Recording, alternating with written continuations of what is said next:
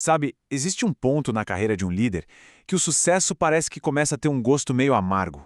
Os resultados estão ali, na mesa, mas alguma coisa se perdeu no caminho. Hoje, a gente vai explorar essa jornada de redescoberta, aquele momento em que só performance pura e simples já não é mais o suficiente.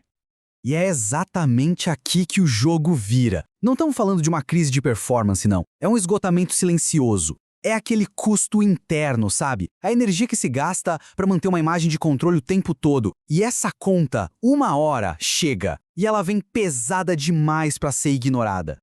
Para entender essa transformação, a gente vai percorrer um caminho de 5 etapas. Primeiro, vamos dar uma olhada no custo oculto do sucesso. Depois, aprender a ouvir os sinais de alerta que o nosso corpo dá. Aí, vamos encarar uma escolha bem delicada para então descobrir o caminho da integração e, finalmente, chegar numa liderança com inteireza. Então vamos lá, para o primeiro capítulo dessa história. O paradoxo aqui é que o problema não é falta de competência, muito pelo contrário. A armadilha é justamente a performance sem limites que exige uma adaptação e um controle constantes. E o mais curioso é isso: a raiz do problema é o excesso. Pensa num músculo que, de tanto ficar contraído, perde a flexibilidade. Líderes de sucesso aprendem a se adaptar, a manter a postura de força, mas com o tempo, essa armadura vira uma prisão. É o que a gente pode chamar de um endurecimento silencioso. E essa imagem aqui ilustra essa dinâmica de um jeito perfeito. De um lado, você tem a ponta do iceberg, aquilo que todo mundo vê e aplaude, a performance, as metas batidas, o reconhecimento. E do outro, a parte que está submersa, o custo interno, que ninguém vê, a exaustão, a tensão constante e uma intuição que vai sendo, pouco a pouco, silenciada. A liderança até funciona, mas ela perde a alma, sabe? Deixa de estar viva. Agora, vamos para a segunda etapa, que é quando o corpo assume o protagonismo. Bem antes da nossa mente racionalizar qualquer coisa, é ele quem começa a soar o alarme, a dizer que o jeito antigo de liderar simplesmente chegou no limite. E que sinais são esses? Bem, é um desconforto que não se explica em conversas do dia a dia. É a sensação de que as interações no trabalho são meio teatrais, artificiais. São aqueles ambientes que antes davam energia e que agora parecem sugar tudo. E a mente, que era afiada, começa a ficar meio turva. Não é só um chamado, é uma exigência do nosso sistema por mais coerência. E aí fica a pergunta, né? O que acontece se essa inteligência, que é mais do corpo, mais instintiva, for simplesmente ignorada? Qual é a consequência de a gente continuar abafando esses sinais? A resposta é que a energia não some, ela se transforma.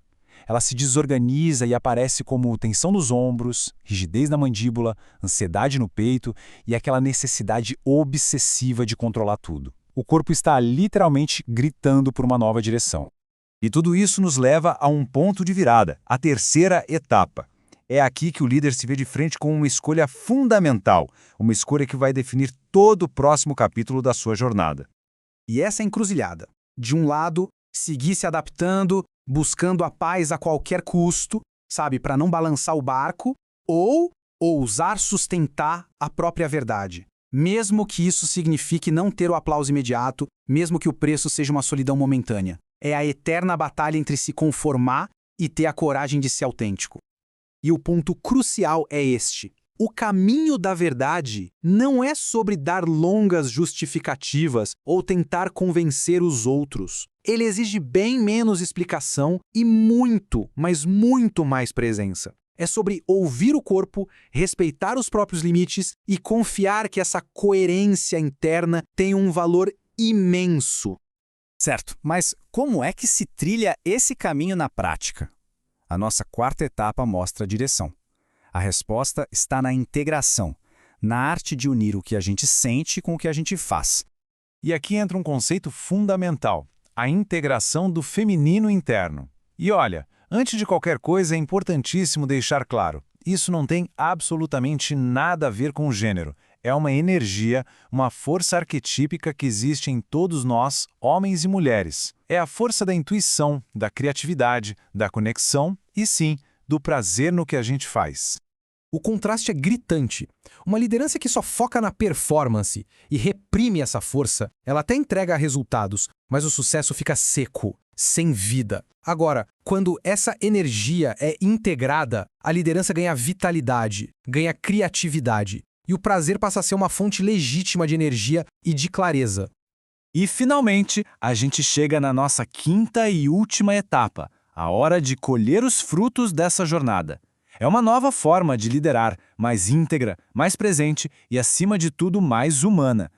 A transformação é nítida. A liderança que antes era tensa, controladora, se torna firme e presente. E atenção, firmeza não é rigidez, e presença não é controle. É um estado de alinhamento total entre corpo, emoção e decisão.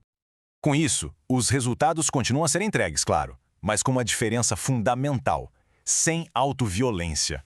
Sem aquela necessidade de sacrificar partes vivas de si para sustentar uma imagem ou um resultado a qualquer custo. E para fechar, essa frase resume a essência de tudo. O objetivo final dessa jornada é revolucionar a nossa relação com o sucesso. Ele deixa de ser um fardo que a gente carrega nas costas e passa a ser uma fonte de energia que também nos nutre, que nos impulsiona. É uma liderança que finalmente encontra sua verdade e a sua paz por dentro e por fora.